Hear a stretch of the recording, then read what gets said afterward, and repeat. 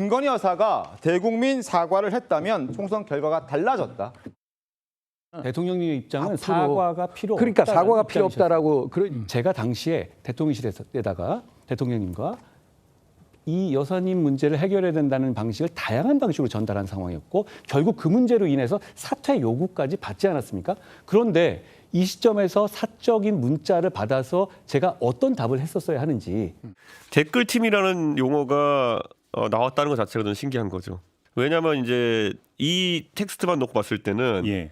한동훈 위원장이 김건희 여사 측에서 댓글팀을 이용해 자기를 공격한다고 오해하는 것에 대해 가지고 그거 아니다라고 부인하는 것으로 보이거든요.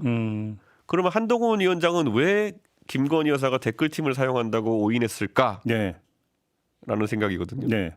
실제 법무부 장관의 업무 수행 범위를 넘어서는 커뮤니티나 뭐 유튜브에서 여론을 조성하는 팀이 있다더라 들은 것이 아니라 그 팀이 직접 저에게 많은 요청을 하고 제가 동반적으로 수행을 해줬었기 때문에 물론 저는 그때 신분이 어쨌든 민간인이었습니다만 그런 경험을 했기 때문에 말씀드리는 것이고요. 만약에 이게 거짓말이라는 게 만약에 드러나면 어떻게 책임지시겠습니까? 저보고 이제 사퇴하라고 그러셨잖아요. 저는 확실한 말이니까 말씀드릴게요. 저는 사퇴하겠습니다. 원 후보님 어떻게 하시겠어요? 저도 책임지겠습니다. 어떻게 책임지시겠어요? 저도 그에 상응한 모든 책임. 어떻게 상응하는 책임 말고요. 사퇴. 제 주도권입니다. 네, 국민의힘 전당대회 이제 불과 열흘 앞으로 다가왔는데요. 후보들 간 폭로와 비방전으로 갈등은 격화되고 있습니다. 한 주간 있었던 정치권 소식 오늘은 네 분 모시고 함께 짚어보도록 하겠습니다. 박창환 자간대 특임교수, 최수영 전 대통령직 인수위 전문위원, 최인호 전 더불어민주당 의원, 송영훈 전 국민의힘 중앙선대위 대변인과 함께합니다. 안녕하세요. 안녕하세요. 예. 자, 앞서 이제 날씨 얘기를 하면서 지금 뭐랄까 비구름에 이 수증기가 계속 연료 역할을 하면서 이 막 국지성 집중 호우를 쏟아낸다라고 이제 방금 날씨 전문가가 얘기하고 계셨는데 두 번째 TV 토론회까지 이제 지켜봤어요. 근데 이 TV 토론회를 앞두고 이 문자가 공개가 되면서 이 문자가 그런 연료 역할을 하는 것 같아요. 완전히 막 TV 토론이 이제 이 정도까지 같은 뼈끼리 이 정도까지 이렇게 난타전을 벌일 거라고는 전혀 생각을 못했습니다. 그 문자라는 것이 정말 엄청난 불쏘시개 역할을 좀 하는 것 같습니다. 국민의힘을 방어하시고 지지하는 입장에서 이래도 되는 겁니까? 방어와 지지는 뭐 아닙니다만 보수 그러니까 보수 진영의 약간 그 입장을 대변하는 저로서는 참 충격적이죠. 정말 당혹스럽고 난감하고 그리고 이게 정말 초유의 일이 벌어지는 이 상황을 어떻게 받아들여야 되나 솔직한 심정입니다. 뭐 그러다 보니까 지금 뭐 언론의 헤드라인도 이게 전당대회냐 분당대회냐 아니면 해당대회냐 이게 지금 이렇게 나오는 게 저는 뭐 당연하다고 보는데 지금 제가 말씀하신 그대로 지금 사실 이 문자가 선거 중반을 가는 과정에서 태풍의 눈 역할을 하는 건 맞습니다. 이게 튀어나와가지고 이게 그야말로 태풍의 눈이 돼가지고 지금 굉장한 엄청난 세력을 키우고 지금 북상하는 그런 형국인데 어찌됐건 저는 이제 출구 전략을 짜야 된다고 얘기를 하는데 지금 짜기가 쉽지는 않을 거지만 제가 어저께 그 대구 경북 토론을 보니까 대구 토론회를 보니까 조금 이제 그 말하자면 서로 지금 확전을 자제하고 출구를 모색하는 듯한 모습을 봤어요. 그 사이에 이제 당 중앙선관위에서 그렇죠. 자제도 그 있었으니까. 뭐 굉장한 이제 말하자면 사인도 넣고 해가지고 그렇긴 한데 과연 근데 지금 TV 토론 4번이나 남아 있기 때문에 이게 과연 그 선관위의 의도대로 될 것인가 또 하나는 후보들이 레드라인을 사실 넘었는데 지금까지 나왔던 그런 주제들이 과연 사그라들 것인가 사실 저는 굉장히 우려의 시각으로 보고 있습니다. 그럼 이제 뭐 하나하나씩 살펴보겠습니다. 이 엄청난 불쏘시개 역할, 이 태풍의 핵으로 떠오른 이 문자 논란 전당대회 끝날 때까지도 아마 그리고 그 이후에도 아마 계속해서 이제 국민의힘에서 분란, 갈등의 이제 요인이 될 텐데 불씨가 될 텐데 우리 송 변호사님께 여쭤보고 싶어요. 이 문자는 누가 언론에 흘린 거예요? 누가 공개를 처음 한 거예요? 한동훈 후보 측이에요? 아니면 뭐 이른바 친윤계 내지는 용산 쪽에서 먼저 나온 거예요? 일단 한동훈 후보 측이 아닐 것은 분명하죠. 아닐 거는 분명하다. 왜냐하면 이 문자가 공개된 뒤로 누가 공격을 받았습니까? 계속 한동훈 후보가 나머지 세 후보로부터 공격을 받는 상황이 이어지지 않았습니까? 그러면은 이 문자를 공개해서 아무런 이득이 없는 쪽에서 왜 공개를 하겠습니까? 더더군다나 5개의 문자 메시지를 다 가지고 있지도 않다고 하죠. 일부 메시지는 이게 텔레그램이기 때문에 지워졌다라고 하는 설명도 있었습니다. 그래서 한동훈 후보 쪽은 아닐 것이고 그렇다면은 뭐 어느 정치인 누군가가 특정 언론인에게 제공했으니까 그 언론에서 맨 처음에 단독 보도를 했겠죠. 그런데 이런 전반적인 상황을 봤을 때는 아무래도 그 문자 메시지 공개를 통해서 뭔가 반전을 꾀하는 쪽에서 제공하지 않았을까 하는 의구심은 들지만 누구라고 정확하게 특정하기는 어려운 것 같고 그다음에 이 논란이 지금은 국민의힘 내부에서 사그라드는 분위기거든요. 예. 그 2차 토론에 들어와서는 이제 별반 그렇게 거론되지 않았고 어제 대구 경북 합동연설에도 마찬가지입니다. 그래서 당 내부적으로도 이것은 확전을 자제해야 된다는 인식이 공통적으로 자리 잡고 있기 때문에 예. 누가 최초로 제공했는가가 이제는 더 중요한 문제가 아닌 것 같습니다. 근데 오늘은 좀 해야 될 것 같아요. 누가 제공했는지를 우리는 지금 이 시간에 좀 따져봐야 될 것 같습니다. 하나만 더 여쭤볼게요. 그러면 한동훈 후보 쪽에서 정치적 이득이 없으니 오히려 불리해질 수밖에 없는 상황이니 먼저 문자를 공개했을 리는 없다. 문자는 두 사람이 주고받았어요. 그렇죠? 한동훈 후보와 김건희 여사. 그러면 한동훈 후보가 아니라고 하면 김건희 여사 쪽이에요. 특히 일부 언론이 5개 문자를 다 보도를 했는데 멘트 하나하나가 정확해요. 그렇죠? 그러니까 이거는 그냥 이렇게 쓱 보여주고 이런 내용이었어라가 아니고 문자를 그대로 캡처해서 자 이렇게 해서 그대로 보내줬고 그 사람은 그걸 그대로 언론에 준 거예요. 그러면 김건희 여사 핸드폰에 있는 문자가 원문 그대로 누군가에게 전달됐다는 거는 유출한 사람은 김건희 여사라는 얘기밖에 더 돼요?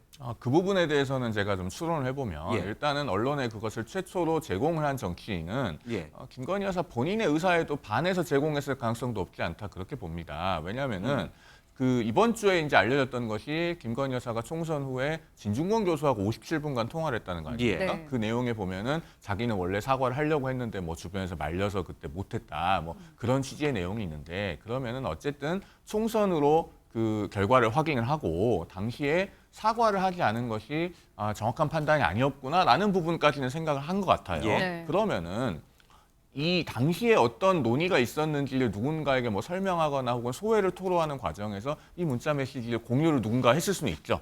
과거에 뭐 이런 일이 있었다 예. 사실은. 그런 정도의 소회를 표명했을 수 있는데 그런 것이 이제 최초에 그 문자를 제공할 때 의사와는 달리 언론에 건네줬을 가능성도 있다. 그렇기 때문에 이것이 과연 이제 김건희 여사 본인의 의사이겠는가 이 부분에 대해서는 저는 좀 물음표가 그려집니다. 네.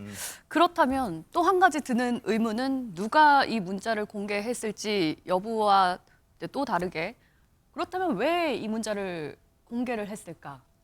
한동훈 후보는 당무 개입이라는 표현까지 꺼냈습니다.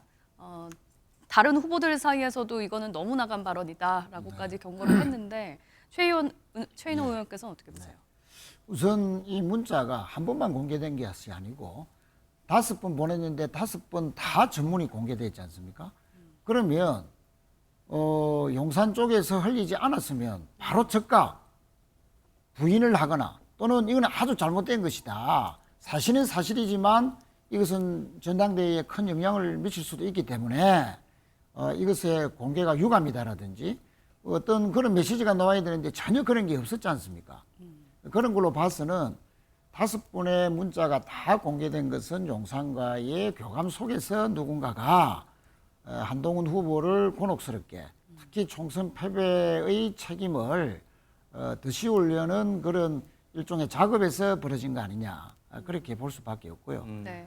특히 이제 총선 패배는 국정 운영에 책임이 있는 윤 대통령의 책임이 주지만 그렇다고 해서 당에서 치른 선거이기 때문에 한동훈 비대위원장이 총선을 지휘했던 총책임자로서 과연 그 참패의 결과를 3개월 뒤에 바로 전당대회에 나오는 것이 맞느냐?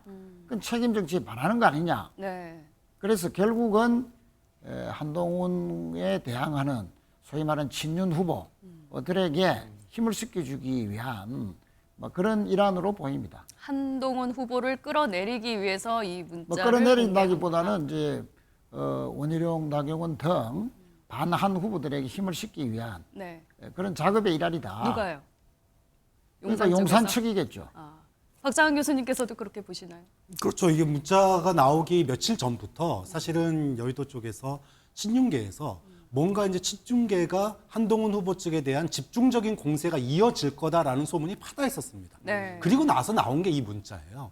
그렇기 때문에 문자가 공개됐을 때 누가 손해를 볼 것인가라고 하는 점을 예측해 보더라도 예측은 그랬죠. 네. 봐라, 김 여사가 이렇게 진정성 있게 사과하겠다라고 하는 의사를 밝혔는데 그 당시 정치 초짜인 한동훈 비대위원장이 이걸 갖다가 잘 활용 못해서 우리가 총선 진 거 아니냐 이렇게 몰고 가려고 문자를 공개한 거 아니겠습니까? 그렇다고 본다면 당시 이 문자가 공개되기 전에 친윤 측에서 많이 흘렸어요. 한동훈에 대한 대대적인 공세 들어간다. 근데 그렇게 따지면은 결국은 의도도 그리고 출처도 결국은 친윤 쪽 또는 한동훈 후보 반대쪽에 있는 이득을 볼 후보 측에서 나왔을 가능성이 굉장히 높은 거 아니냐 이렇게 볼 수밖에 없죠. 근데 이게 좀 석연치 않은 게 이제 전당대회를 코앞에 두고 갑자기 문자가 공개됐다. 이제 이렇게들 많이들 알고 계시는데 사실은 또 여러 가지 이제 보도나 정황을 종합해 보면 벌써부터 윤한 갈등이 폭발했던 올 1월 달에 일부 언론과 여권 친윤계라든지 여권에서는 이른바 김건희 여사의 일심 논란, 그러니까 한동훈 당시 비대위원장이 김건희 여사의 문자를 읽고도 답을 하지 않았다라는 얘기가 정계에 돌았고 이미 그렇죠. 그리고 이 공식적인 문자 내용이 언론의 그 CBS 언론을 통해서 나오기 전에 이미 7월 초죠. 7월 초에 일부 지방 언론에서 이 일심 얘기를 또 꺼내요. 그러니까 사실은 이 문자 내용은 이미 친윤계 핵심들에게는 올 1월 달부터 이 문자가 1월 달에 집중됐잖아요. 5번이. 그렇죠. 그때부터 이미 친윤계 핵심들은 이 문자 내용을 뭐 봤든지 아니면 뭐 직접 누구한테 전달을 받아서 텍스트로 원문 전문을 받든 이미 많이들 알고 있었다는 뜻도 돼요. 그렇죠? 그렇죠. 그러니까 그게 그 당시에 이제 뭐 다들 알만한 사람들 아름아름 그런 얘기들이 돌았었어요. 근데 우리 최수영 의원님 일심 얘기 1월 달에 그렇게 잠깐은 들었는데 확산이 안 되고 그냥 묻혀버렸죠. 왜냐하면 그때 윤한 갈등이 워낙 세게 번진 데다가 또 극적 봉합하는 이 단계들을 통했고 바로 또 총선 국면으로 이동했기 때문에 이제 그다음에 공천 논란으로 바로 이제 이어졌죠. 그러다 보니까 이제 이게 수면 밑으로 가라앉았는데 저는 이렇게 봐요. 사실은 이게 좀 방법이 거칠고 그다음에 지금 이 시기에 왜 이런 게 나왔느냐 이제 저희가 뭐냐 배우가 누구냐 이러다 보니까 이게 사실 본질은 아주 중요한 하나 우리가 빠뜨린 게 뭐냐면 이게 과연 그러면 그때 한동훈 위원장이 당시에 정말 비대위원장으로서 단 0.1%의 득표 단 한 석이라도 얻겠다는 절박감으로 그럼 이거라도 내가 한번 해보자라고 했었으면 얼마 전 MBN에서 주최하는 토론에서인가 그 얘기 나왔죠. 그랬으면 어떻게 됐을까? 다들 그랬으면 선거에 좋았을 거라고 좋은 영향을 끼쳤을 거라고 했잖아요. 선거가 달라질 것이라고 했잖아요. 근데 그 문제는 우리가 한번 짚고 넘어갈 필요가 있다고 무슨 봐요. 얘기예요? 그러니까 건희 여사가 5번 문자를 보냈을 때 한동훈 위원장이 어떤 식으로든 응답을 해서 사과를 이끌어냈다. 답을 보냈더라면 그렇죠. 이끌어냈다. 그런 절박성과 그런 정말 그 자기가 모든 것을 희생해서라도 오해를 받더라도 이 문제 내가 해결하고 가겠다 했었으면은 총선 결과가 달라졌을 거예요. 그렇다면 최소한 지금 108석이 아니라 120석이 될 수도 있는 거란 말이에요. 물론 다 이거는 가정이지만 자 그러다 보니까 그 문제 책임 문제에 대해서는 사실 이게 워낙 배후론 그다음에 이게 이 시기에 나왔다는 그 맞은 시기적 의혹론 이런 것들 때문에 묻혀서 그렇지 실제로 그때 이 당시에 이게 이루어졌었으면은 선거 결과에 어떤 직간접적인 영향이 분명히 미쳤을 텐데 그런 점에서 한동훈 위원장이 책임을 한번 소재를 묻는 거는 저는 당연해 보이나 이렇게 지금 말하자면 변질되고 곡해된 이게 이제 사안이 진척됨으로써 많은 오해를 받았는데 저는 이 문제를 조금 다른 방식으로 문제를 좀 한동훈 위원장이 물었다라고 그러면 이렇게까지 번지지 않았을 거라고 봐요. 그러면 당시에 1월 달에 1월 15일부터 쭉 5번의 문자를 보낼 때 왜 한동훈 위원장은 답을 하지 않았을까? 한동훈 위원장의 지금 후보의 얘기를 들어보면은 당시에는 사과하지 않겠다라고 하는 게 용산의 확고한 기류였고 김건희 여사가 보낸 문자 내용도 사과할 수 없다라는 쪽으로 자기는 해석을 하고 있기 때문에 자기가 굳이 사적으로 공적이 아닌 사적으로 답을 할 필요가 없었다 이제 이렇게 얘기하고 있잖아요. 그게 아니라 최수영 의원 말처럼 용산의 기류가 사과하지 않는 쪽이었다 하더라도 내가 다시 한번 건희 여사가 직접 나에게 이제 보냈으니까 문자를 보냈으니까 네, 용산 기류는 사과하지 않는 쪽으로 강하게 가 있지만 여사님이 한번 직접 뭐 사과를 표명하시면 어떨까요? 라고 답을 보냈더라면 그렇죠. 정말 이 최수영 의원처럼 그런 정도의 문자를 보낼 수는 없었을까요? 그런데요, 지금 야당이 이 문자 메시지에 대해서 아무런 단문이 가지 않았음에도 무슨 뭐 당무 개입이니 특검이니 그런 식의 정치 공세를 하고 있지 않습니까? 야당이 하는 게 아니에요. 아니, 야당이 그런 정치 공세를 하고 있어요, 예, 지금. 예. 그런데 아무런 단문이 가지 않았는데도 그런 얘기를 해요. 그럼 거기에 대해서 만약에 단문을 했으면은 그리고 그게 세상에 공개가 됐으면은 얼마나 더 심한 정치 공세를 하고 특검법을 발의하고 했겠습니까? 저는 그 부분에 대해서는 단문을 하지 않은 것이 정확한 판단이었다고 네, 생각합니다. 한 후보도 이 부분에 대해서 만약에 본인이 답을 했으면 오히려 이거 국정농단이었을 거라는 지적이 나왔을 거다라고 했거든요. 그리고 야당이 왜 그걸 그런데 이제 당시에 김 여사의 마음에는 사과해야 된다는 마음과 사과해서는 안 된다는 마음 두 가지가 다 있었다고도 볼 수 있습니다. 그러나 김건희 여사는 영부인의 위치고 어떻게 보면 공적인 포지션을 갖고 있는 분이고 그 사건의 그 당사자지 않습니까? 그리고 한동훈 위원장은 그냥 비대위원이 아니고 여당의 총선거를 책임지는 대표라 말이죠. 예. 네. 그러면 여사가 대표에게 사과하겠다라는 문자를 보낸 것, 그 자체에 주목했어야 된다. 그러니까 김 여사가 다른 사람에게 또 이렇게 안 하는 게 좋지 않겠느냐라고 말했을 수도 있지만, 예. 그러나 김 여사 입장에서 여당 대표에게 선거를 책임진 분에게 그 문자를 보냈으면 한동훈 위원장 입장에서는 그에 주목했어야 되고, 또 본인은 사과하지 않았다라는 여러 가지 말을 다른 데서 들었다 하더라도 그거를 명분으로 해서 사과를 이렇게 기획하고 당과 용산이 해서 했더라면은 아마 수도권에는 상당히 영향을 미쳤을 수도 있다라고 보는 것이 객관적인 평가 아니겠습니까? 뭐 저는 그렇게 생각합니다. 알겠습니다. 네. 그 많은 분들이 이제 이렇게 5번의 문자를 보냈는데 한동훈 당시 위원장이 이른바 읽고도 답을 하지 않은 일십을 했기 때문에 대통령이 격노했다. 뭐 이렇게도 이제 알고들 계시는데 이게 우선순위, 이 선의 관계를 좀 따져보면 선후 관계를 따져보면은 사실 그 김건희 여사가 1월 15일 처음 이제 한동훈 위원장에게 문자 보낸 게 재특검 문제로 이제 대통령과 한동훈 위원장 사이가 멀어지는 것에 대해서 자기가 굉장히 걱정이 많은 그런 내용이 있거든요. 그러니까 이미 이 문자를 보내기 전에 이미 대통령은 한동훈 위원장에 대해서 굉장히 격노하고 있었어요. 그렇죠?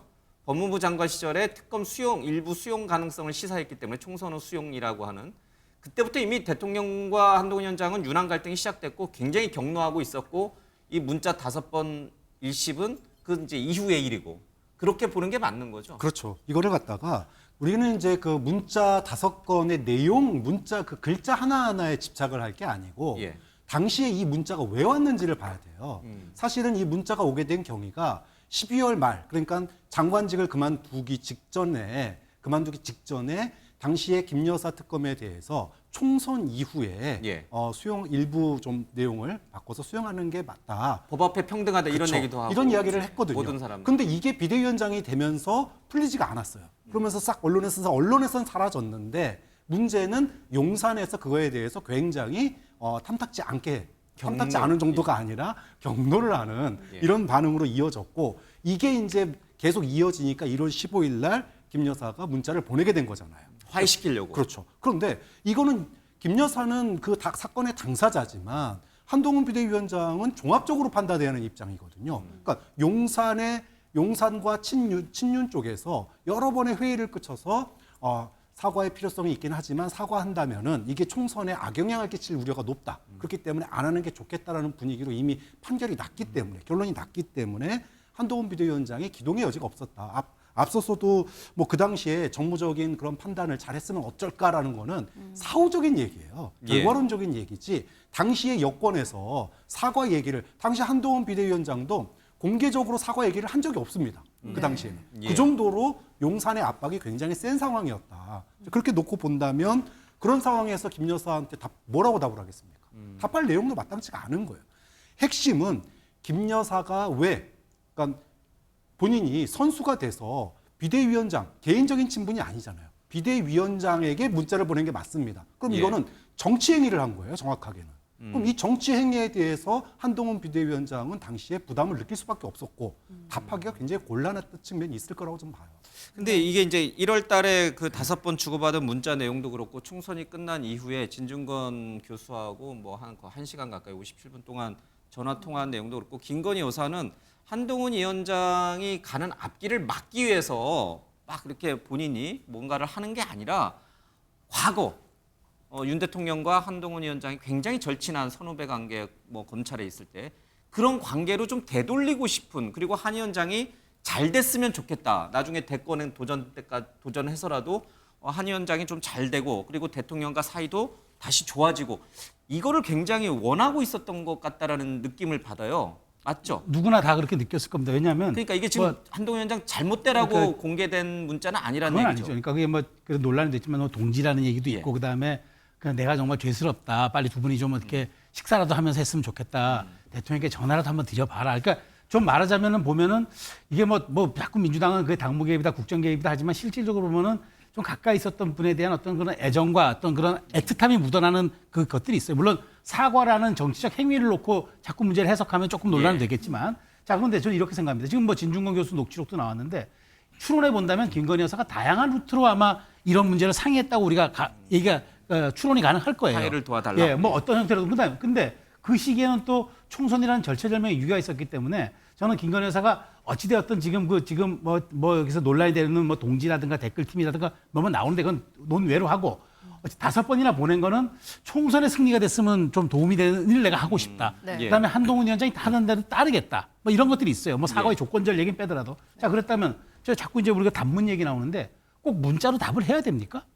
충분하게 루트가 많잖아요. 이를테면은 그런 문자가 영 신경 쓰이면은 전화로 해도 되는 거 아닙니까? 그러니까 물론 이게 이제 뭐 녹취가 안 된다는 보장 없지만 어쨌든 저는 할 수 있는 방향성은 많았고 아니면 우회로를 통해서 전달하는 방법도 있었는데 아무것도 하지 않았다는 거죠. 그래서 문제가 논란이 불러지니까 나는 내가 공적인 일을 하기 위해서 사적인 영역에 관여하지 않았습니다. 이게 내 잘못입니까? 라고 얘기하는데 외형은 맞죠. 그런데 과연 이게 당시 여권의 어떤 생사여탈권을 가지고 있었고 정말 운명의 절체적인 것 다 책임졌던 비대위원장이 할 말인가? 여기에 대해서는 온당에 질문할 수 있는 거예요. 근데 답변하는 과정과 질문하는 과정이 너무 거칠고 투박하다 보니까 지금 문제가 되는 건데 이 문제에 대해서는 한동훈 위원장이 앞으로 당대표가 되더라도 좀 답을 해야 될 어떤 상황들이 와야 될 것 같습니다. 그러니까 제가 왜 김건희 여사의 진짜 속내가 뭘까, 속마음이 뭘까, 한동훈 위원장이 잘못되기를 바라는 걸까, 이제 그 질문을 드린 거는 지금 이 여러 가지 문자 내용이라든지 또 진중권 교수의 통화 내용을 보면은 지금은 또 어떤지 모르겠어요. 지금은 또 이제 총선이 끝난 지 한 몇 달 지났기 때문에. 김건희 여사는 전당대회에서 한동훈 위원장이 당대표가 되는 것을 원치 않는다. 그래서 이런 내용들이 측근들을 통해서 공개되는 어떤 그런 과정에 있다라고 보기는 좀 어려운 게 아닐까. 그러니까 김건희 여사는 오히려 한동훈 위원장이 잘 되기를 바란다. 그러나 그 주변에 있는 이제 이른바 용산과 친윤계 핵심들이라고 하는 분들은 김건희 여사의 진짜 마음과는 다르게 한동훈 후보가 당대표가 되는 것을 막기 위해서 김건희 여사의 마음과는 정반대되는 결과를 가져올 수 있는 이 문자를 활용하는 것 아닌가, 이런 의구심이 이제 합리적인 의심이 아닐까, 이런 생각이 들어서 제가 그 질문을 드린 겁니다. 진짜 김건희 여사의 속마음과 친윤계의 이 행위는 서로 같은 방향을 바라보고 있는 걸까, 아니면 서로 다른 방향을 바라보고 있는 걸까? 일단 한 가지 전제할게요. 김건희 여사의 속마음이 무엇이든 그건 중요하지 않습니다. 김건희 여사는 선출된 권력이 아니라 사인일 뿐이에요. 내심으로 누가 국민의힘 당대표가 되기를 바라고 있든 그것은 전혀 중요하지 않고 대통령의 의중은 중요할 수도 있겠죠. 그러나 대통령은 공식적으로 이 전당대회에 중립을 지켜야 되는 입장이고 여러 번 그 중립 의지에 천명을 했습니다. 자, 그다음에 내심의 의사가 어떠하든 간에 지금 이 문자 메시지를 공개하고 그다음에 공격의 소재로 활용하고 계신 분들, 그분들의 이해관계는 대통령이나 대통령실과 분명히 다를 수 있어요. 왜냐하면은 지금 이 문자 메시지 논란으로 인해서 일제히 야당에서 전당대회 개입 프레임을 들고 나오고 당무 개입 프레임을 들고 나오고 그다음에 여러 신문들에서 사설을 통해서도 비판을 했어요.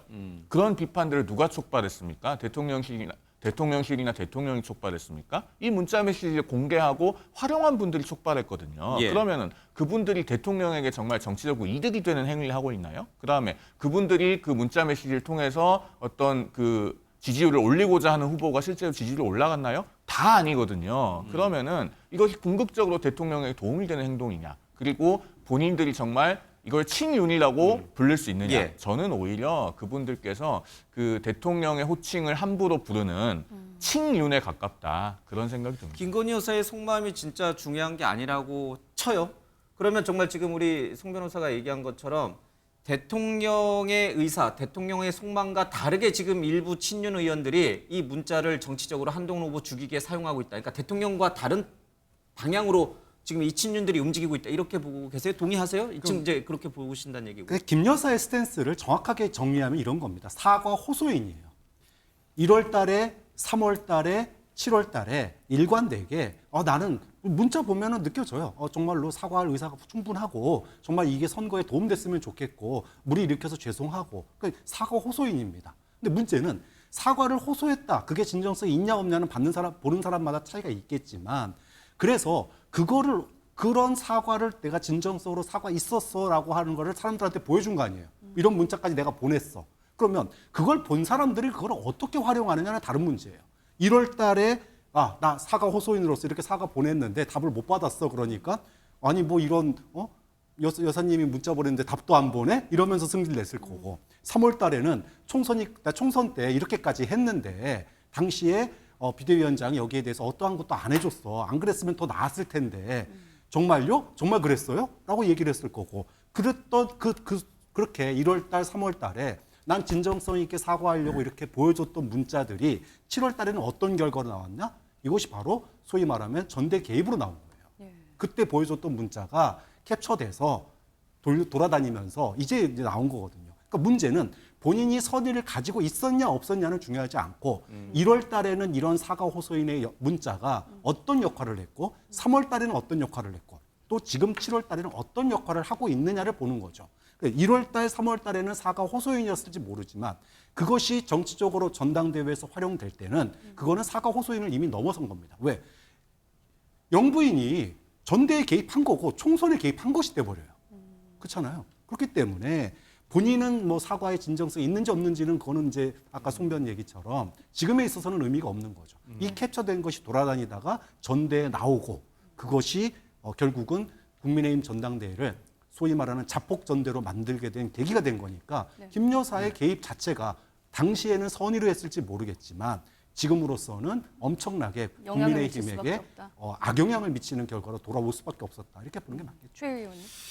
저는 이 문자 논란이 만약에 한동훈 후보가 출마를 할 때 최혜병 특검에 대해서 입장을 밝히지 않았더라면 이 정도까지 확대되거나 또는 논란이 이렇게 극대화됐겠느냐. 최혜병 특검에 찬성했기 때문에 이런 그렇습니다. 문자 파동까지 나왔다. 왜냐하면 이제 물론 총선 패배에 대한 뭐 책임론도 있고 또 여러 가지 서운한 것도 있었지만 이 전당대회 경선을 시작할 때부터 한동훈 후보가 마치 작심한 듯이 최혜병 특검에 대해서 찬성하고 자신 안을 내놓았단 말입니다. 네. 이것은 우리 당으로서는 어쨌든 특검에 대해서 추진을 하겠다는 것이니까 부분적으로는 찬성할 수 있고 환영합니다만 여당 내부의 입장에서 보고 특히 용산의 입장에서는 상당히 곤혹스러움을 넘어서 법적인 책임까지도 갈 수 있는 여러 가지 의혹이 제기되는 이 최혜병 문제에 대해서 특검 찬성을 했다는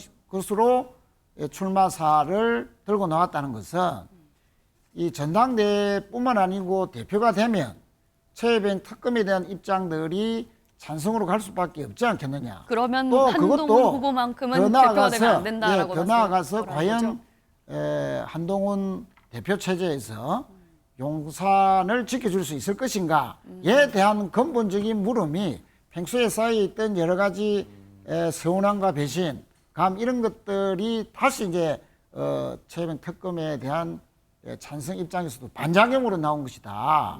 그렇기 때문에 오히려 저는 이번 전당대회에서 한동훈 후보가 왜 처음부터 최혜병 특검을 우리 당 입장에서 보면 아주 뭐 긍정적으로 볼 면이 있습니다만 그런 부분에서 처음부터 들고 나온 부분은 좀 의아스러운 면이 여러 가지로 많습니다. 네. 그러면 혹시 그 이번 문자 공개가 최혜병 특검으로 도저히 한동훈 후보는 한동훈 위원장은 믿을 수가 없다. 이번에 당대표가 돼서는 안 된다라고 하는 대통령의 의중이나 아니면은 뭐 대통령의 속내가 이 문자 공개 그대로 친윤계를 통해서 투영이 됐다라고 보시는 거예요, 최 의원님은? 그렇습니다. 당시 대통령의 뜻이라고 보시는 거예요? 뭐 용산 측에 아주 그 입장이 나온 거라고 보고요. 예. 사실 그 당대표 출마 선언을 할 즈음에 모든 여론의 관심은 한동훈 후보가 출마 기자회견을 할 때 최혜병 특검에 대해서 어떤 입장을 내놓을 것인가에 대해서 다들 관심이 집중되어 있었습니다. 네. 자, 그런 마당에서 여러 가지 버전을 가지고 대응할 수도 있었을 텐데 전면적으로 특검 찬성이라는 것을 들고 나온 것은 작심하고 용산과의 차별화에 나서겠다 하는 어떤 일종의 용산의 입장에서 보면 선전포고다라고 할 만한 정도로 받아들일 수 있겠다 하는 뭐 분석을 합니다. 네. 대통령의 뜻이 담긴 거다 문자 공개는 뭐 최 의원님 보시기에 야권에서는 뭐 그렇게 뭐 몰아가고 문제를 싶어요. 제기하고 그다음에 그렇게 인과관계를 그렇게 좀 몰아가고 지어야 싶어요. 예. 정치적으로 공격하기가 더 수월하니까 뭐 그 충분히 뭐 문제를 제기할 수는 있겠다는 생각은 듭니다만 좀 제가 보기에 조금 그거는 너무 좀 소설에 가까운 영역이다라고 소설이다. 예. 제가 드리는 이유는 아니 근데 물론 이제 그 한동훈 후보가 그 대표의 출마 일성으로 최혜병 특검 문제를 꺼내온 거는 사실 예상을 뒤엎는 것이었어요. 네. 왜냐하면 그렇게 했을 이유가 무엇이냐. 근데 저는 이렇게 봅니다. 이제 그게 특별하게 어떤 뭐 말하자면 대통령과 차별화 이런 것보다는 본인이 이제 어떤 그 사실 이번에 출마할 때 가장 아픈 아킬레스건이 어떻게 한 달이 두 달이 안 돼가지고 당대표 다시 나오느냐. 책임지겠다고 성찰하고 반성하겠다고 했는데 그 책임론에 대해서 어떻게 내가 이것을 빠져나갈 수 있을 것인가를 고민하던 것 중에 하나가 더 센 이슈를 던짐으로써 그 이슈를 제압한다. 그래서 약간 초기 분위기를 좀 말하자면 먼지가 좀 자욱하게 만든 다음에 돌파해서 자기 포지션을 잡겠다는 전략 때문에 한 것 같아요. 근데 이게 용산을 자극했다라고 보기에는 사실은 조금 논리적인 건 좀 비약 같고 제가 보기엔 그런 측면에서 어쨌든 한동훈 후보가 무엇인가 그 반윤 마케팅 혹은 이제 대통령과의 차별화를 통해서 하겠다는 건 충분히 예측이 됐는데 그렇다고 이걸 의도적으로 문자를 공개함으로써 한동훈 위원장가 척을 지고 그다음에 한동훈 위원장에게 남은 세 명의 후보가 공격함으로써 이것을 우위를 점하겠다? 그렇게까지 하기는 아닌 것 같고 제가 아까 말씀드린 대로 책임론 부각에 이것을 더 얹음으로써 한번 균형을 맞춰보자는 그런 의도를 흘린 쪽에서는 있을 수는 있겠으나 그걸 대통령의 뜻으로 연결짓기에는 너무나 많은 좀 논리적 비약이 있는 것 같다는 말씀입니다. 만약에 누군가 그러니까 한동훈 후보가 대표가 되는 걸 막기 위해서 소위 끌어내리기 위해서 이 문자를 공개한 거라면 그게 효과가 있었다고 보십니까? 가장 큰 손해를 보는 사람은 누구라고 보시나요? 일단은 대통령과 대통령실, 대통령 배우자까지 가장 큰 피해를 봤다고 저는 봅니다. 지금 상황이. 왜냐면요. 자, 우리가 그동안 흘러온 일들을 쭉 되돌아보면 5월 9일에 뭐가 있었습니까? 대통령 2주년 취임 기자회견이 있었죠. 네. 그 2주년 기자회견에서 대통령은 그 문제의 명품 가방 사안에 대해서 공개적으로 사과를 하셨어요. 그런데 지금 그 문자 메시지가 나오고 어떻게 됐습니까? 5월 9일에 사과했던 것은 희석이 되고 국민들 뇌리에는 그래 그때 1월에 사과를 안 했지. 이것만 계속 환기되는 상황이 됐어요. 그렇기 때문에 제가 이 문자 메시지 공개는 대통령이나 대통령실이나 대통령 배우자의 의중과는 무관할 거라고 보는 겁니다. 애써 사과해놓고 왜 그 상황을 그 이전으로 되돌립니까? 그래야 될 만한 요인이 그렇게까지 크지 않거든요. 그리고 결과적으로도 그런 네거티브는 효과가 없는 것으로 지금 판명이 되어가고 있지 않습니까? 그래서 결국 최대 피해는 저는 물론 이 소란을 보시는 국민들께서 불편하시죠. 네. 그런 점에서 어떻게 보면 국민들께 참 송구스러운 일일 수는 있는데 네. 정치적인 차원에서 보면은 대통령과 대통령실에 오히려 누가 됐기 때문에 저는 그쪽에서 피해를 봤다. 그리고 이 전당대회 내부적으로 국한을 시켜보면은 네거티브를 했는데 효과를 못 얻은 원희룡 후보나 이런 나머지 후보들 쪽에서 피해를 봤다. 그렇게 봅니다. 근데 이게 문자가 공개돼도 안 돼도 가장 큰 피해를 본 게 용산 대통령실일 수밖에 없는 게 만약에 의도를 가지고 문자를 갖다가 뿌렸다. 이걸 공개했다. 그러면은 당무 개입이에요.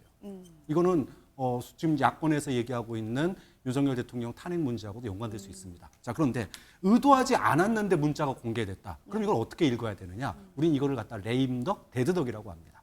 아니, 대통령 부인의 문자가 사적으로 보낸 문자가 전당대회에서 정치적으로 활용이 되는 거예요. 예. 본인 대통령실에서는 극구 우리는 개입하지 않았다라고 얘기하고 있지만 만약에 나는 세상에 어떤 사람이 자기 부인이 보낸 문자가 전당대회에 돌아다니는 걸 좋아하는 사람이 누가 있겠습니까? 네. 그렇게 보면 이것이 정치적으로 활용되고 있다라고 하는 것은 윤석열 대통령이나 김건희 여사에 대한 소위 말하면 존중 자체가 없는 거거든요. 그럼 이거는 뭘 의미하느냐? 지금 대통령은 완전히 레임덕에 빠졌다는 걸 의미하는 거다. 예. 그렇기 때문에 의도를 가지고 했던 안 했던지 간에 네. 지금 소위 말하면 윤석열 대통령의 리더십이 심각한 위기 상황이다. 이런 걸 보여주는 거고 결과적으로 그러면은 이게 효과가 있었어야 돼요. 예. 의도를 가지고 있던 의도를 가지지 않았던 효과를 미쳤어야 되는데 네. 오직 낼 게 없었으면은 이것까지 소위 말해서 공개를 했는데 오히려 효과가 없어요. 그러니까 왜냐하면 윤석열 대통령으로는 다음 지방선거든 대통령 선거든 어떠한 선거도 이길 수 없다라는 게 드러났기 때문에 예. 이 효과가 없는 거예요. 좀 네. 그런 측면에서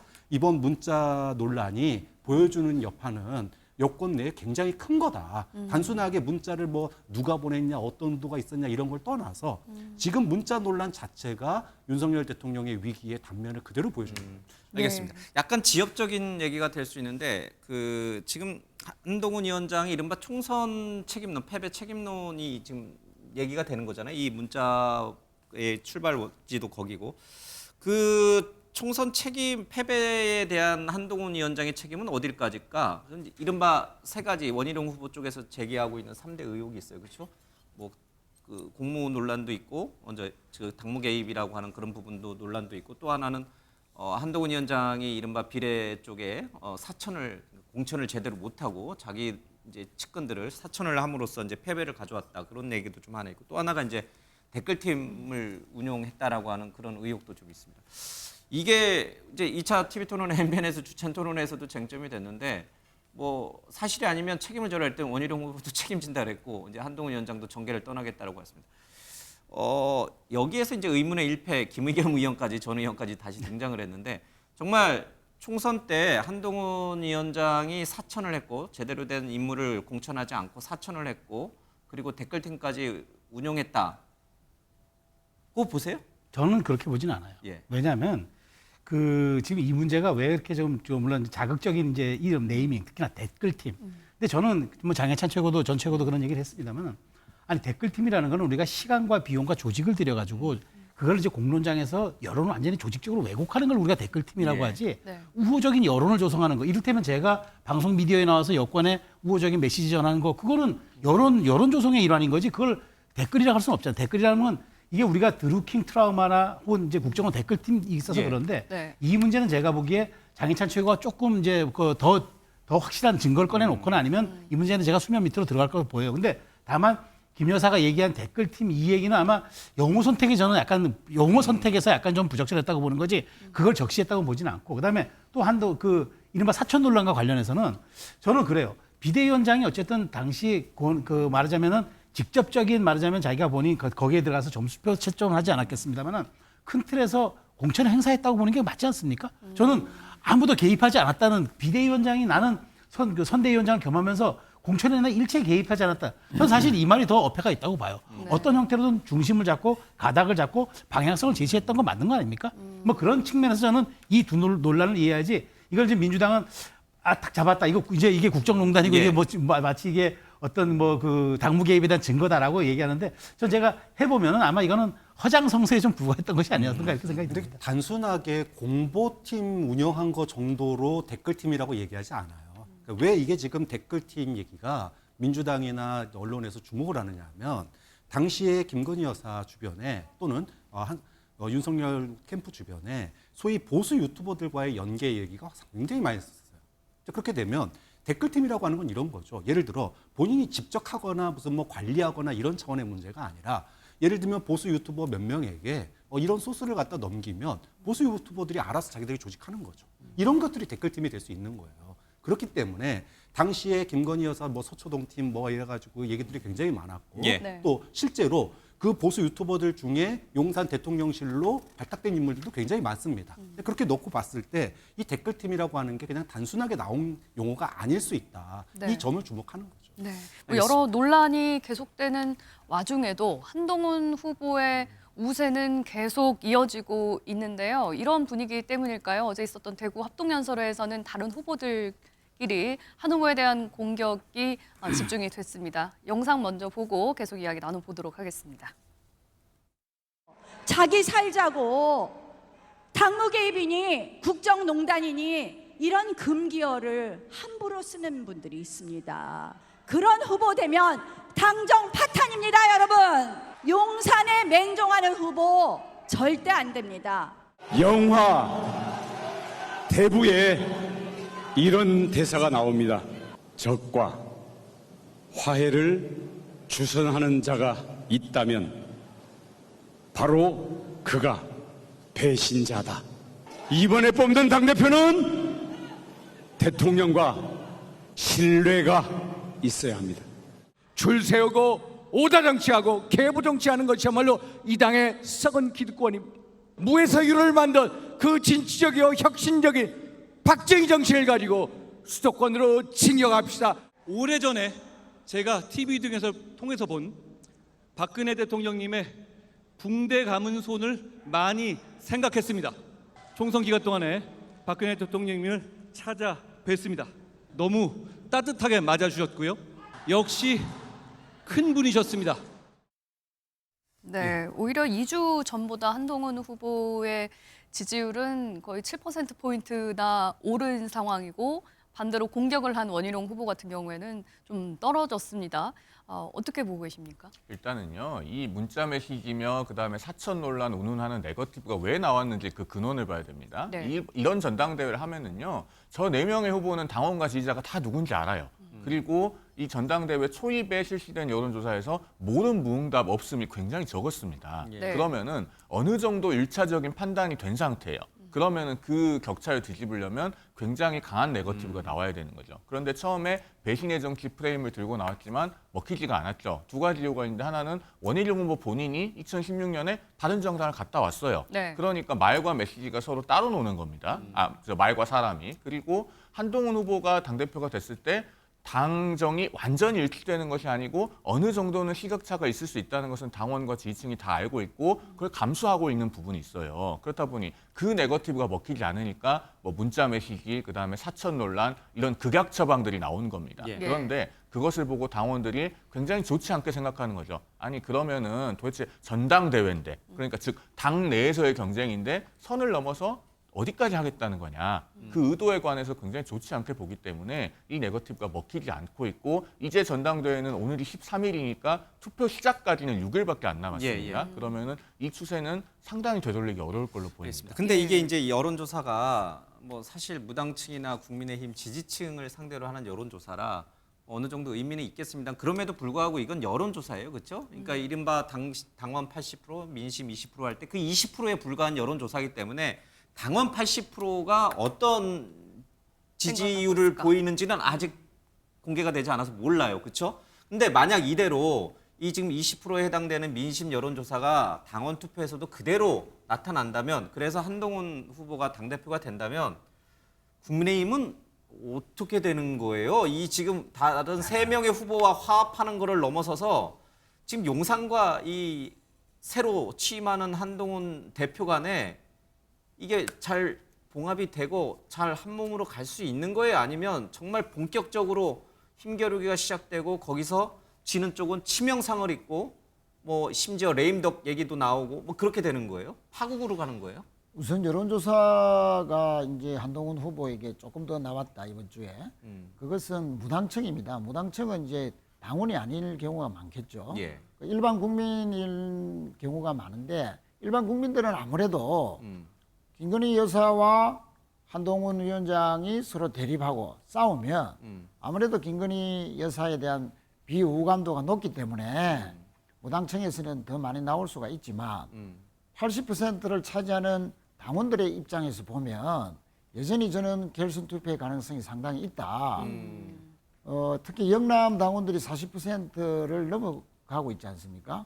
그러면 영남 당원들은 상대적으로 윤 대통령에 대한 애정이 더 높은 당원들이고, 한동훈 후보보다는 윤 대통령에 대한 애정이 더 높다. 아니 물론 이제 한동훈 후보보다 높다고는 볼 수 없지만 상대적으로 다른 지역에 있는 당원들보다는 윤 대통령에 대한 애정이 더 많이 있을 수가 있고, 특히 이제 한동훈 후보가 이렇게 싸우고 또 친윤 후보들과 싸우고 용산과 서로가 각을 세우고 있는 상황에서 대표가 된다면 상당히 당정 관계가 불안해지고 또 여러 가지 측면에서 심지어 뭐 특검으로 인한 여러 가지 좋지 않은 상황까지 또 갈 수 있다는 그런 불안감이 더 상대적으로 많을 거기 때문에 또 실제 여론조사가 지금 많다고 하더라도 한 55에서 60%가 한동훈 후보가 받는 거라면 당원들 입장에서 보면 좀 상대적으로 좀 낮을 것이다. 그러면 50% 전후가 지금 실제 한동훈 후보가 받을 수 있는 표의 맥심 아니냐. 그렇다면 실제 앞으로 남은 한 일주일 동안에 한동훈 후보의 대응이 이렇게 누적되는 반 한동훈에 대한 여러 가지 거센 공세, 특히 그 댓글 대응팀에 대한 법적인 문제까지 이제 번질 수도 있는 이런 상황에서 어떤 잘못 대응을 한다면 또 불안해 보일 수도 있는 뭐 이런 것까지 감안을 한다면 저는 결선 투표까지도 상당히 가능성이 있다. 그렇게 봐지고요. 그러니까 어차피 대표는 한동훈이다. 어대안을 기정사실화놓고 그 이후에, 그러니까 당 대표가 됐을 때 그 이후에 당과 용산 간의 충돌 그걸까지 예측하기에는 너무 멀리 있다. 지금 당장 아니, 뭐 전당대회가 어떻게 될지 모른다. 멀리 이런 뜻인 있다고 거죠? 보지도 않지만 당장 그렇게 불안하게 한동훈 대표 체제와 용산 간의 관계가 극단으로 치달을 것이라는 것이 지금 보여주고 있지 않습니까? 특히 이 댓글 대응팀에 대한 장해찬 전 최고위원의 폭로는 그냥 이런 문자 논란과는 차원이 다른 것이 예. 법적인 시비까지도 불러올 수 있다는 겁니다. 즉 예를 들어서 법무부 장관 시절에 어떤 선거 개입이라고 할 수 있는 그런 그 말들 속에서 댓글 운영팀이 운영되었고 보고까지 했다. 그리고 장해찬 본인이 직접 그 댓글 팀에 활동을 했었다라고 했지 않습니까? 예. 그러면 이것이 사실이 아니라면은 한동훈 후보 측은 적극적으로 아니라라고 반박하면서 법적인 예. 조치까지 해야 되는데 그렇지 않다는 것에서 자 잘못하면 법무부 장관 시절에 어떤 선거와 관련된 활동들을 벌였다라고 한다면 뭐 여러 가지 법적인 문제, 공무원의 정치적 중립 위반이라든지 또 뭐 또 선거 개입, 선거법 위반이라든지 이런 시비까지 이제 벌어질 수가 있어서 알겠습니다. 앞으로 이 용산과 한동훈 후보 간의 관계는 돌아올 수 없는 강을 이미 걷는 거 아닌가 저는 그렇게 판단하고 그 있습니다. 두 가지를 좀 말씀해 주시면 좋을 것 같아요. 이제 우리 최 의원님 말씀에 이어서 첫 번째, 일주일 남은 전당대회에서 당심이 바뀌어가지고 한동훈 후보가 압도적으로 당대표가 되는 것은 어려울 수 있다라는 견해에 대해서 한번 답을 좀 주시고, 두 번째는 당대표가 된 이후에 정말 용산과는 결투, 전쟁 이런 식으로 가는 건가, 아니면 화합 내지는 뭐 화해 이제 이런 모드로 가는 건가?